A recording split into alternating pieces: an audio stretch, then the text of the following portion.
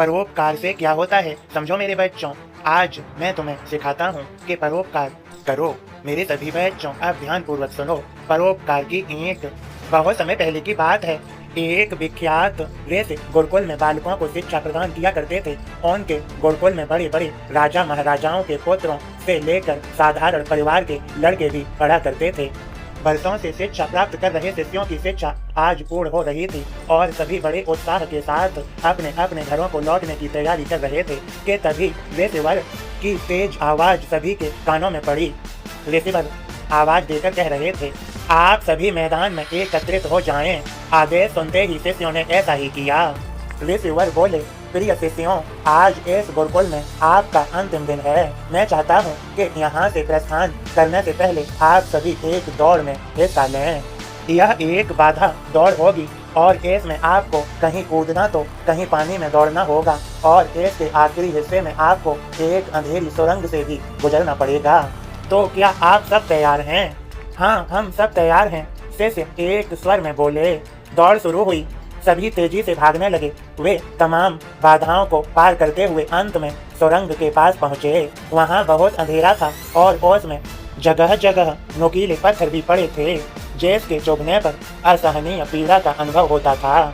सभी असमंजस में पड़ गए। जहां अभी तक दौड़ में सभी एक समान बर्ताव कर रहे थे, वहीं अब सभी अलग अलग व्यवहार करने लगे। खैर, सभी ने ऐसे तैसे दौड़ खत्म की और ऋषिवर के समक्ष एकत्रित हुए।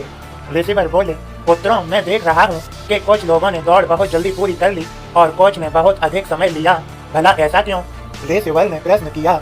यह सुनकर एक शिष्य बोला, गुरुजी, हम सभी लगभग साथ साथ ही दौड़ रहे थे, पर सुरंग पहुंचते ही स्थिति बदल गई। कोई दूसरे को धक्का देकर आगे निकलने में लगा हुआ था, तो कोई संभल कर आगे बढ़ रहा था और कुछ तो ऐसे भी थे जो पैरों में चुभ रहे पत्थरों को उठा उठा कर अपनी जेब में रख ले रहे थे ताकि बाद में आने वाले लोगों को पीड़ा न सहनी पड़े। इसलिए सब ने अलग अलग समय में दौड़ पूरी की। ठीक है, जिन लोगों ने पत्थर उठाए हैं वे आगे आएं और मुझे वो पत्थर दिखाएं। ऋषिवर ने आदेश दिया। आदेश सुनते ही कुछ शिष्य सामने आए और पत्थर निकालने लगे, पर ये क्या, जिन्हें वे पत्थर समझ रहे थे दरअसल वे बहुमूल्य हीरे थे। सभी आश्चर्य में पड़ गए और ऋषिवर की तरफ देखने लगे। मैं जानता हूँ आप लोग इन हीरों के देखकर आश्चर्य में पड़ गए हैं, ऋषिवर बोले। दरअसल इन्हें मैंने ही उस सुरंग में डाला था और यह दूसरों के विषय लिखने वालों शिष्यों को मेरी तरफ से इनाम है। पुत्रों, यह दौड़ जीवन की भागम भाग को दर्शाती है, जहां हर कोई कुछ न कुछ पाने के लिए भाग रहा है, पर अंत में वही सबसे समृद्ध होता है जो इस भागम भाग में भी दूसरों के बारे में सोचने और उनका भला करने से नहीं चूकता है। अतः यहाँ से जाते जाते इस बात को गांठ बांध लीजिए कि आप अपने जीवन में सफलता की जो इमारत खड़ी करें और इसमें परोपकार की ईंटें लगाना कभी न भूलें।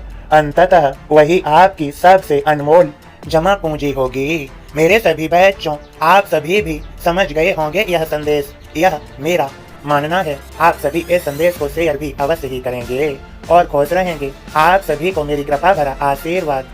सबका मालिक एक।